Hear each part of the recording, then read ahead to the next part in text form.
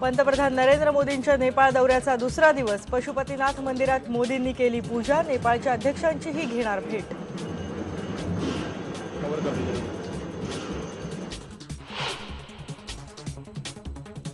Mind दुर्घटनेतल्या मृतांची संख्या 108 वर. पावसाचा जोर वाढल्यानं मदत कार्यात पुन्हा अडथळे.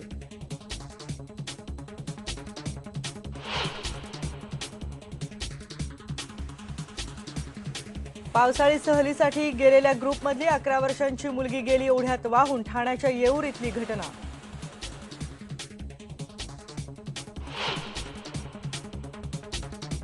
चीनच्या युनान प्रांतात भूकंपाचा धक्का. मृतांची संख्या 367 वर तर अनेक जण जखमी.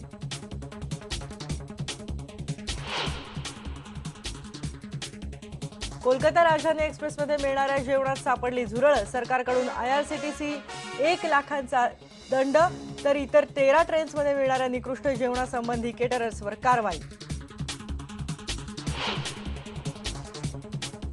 आणि कॉमनवेल्थ स्पर्धेत बॅडमिंटन पुरुष एकेरीत तब्बल 32 वर्षांनंतर भारतानं पटकावलं गोल्ड.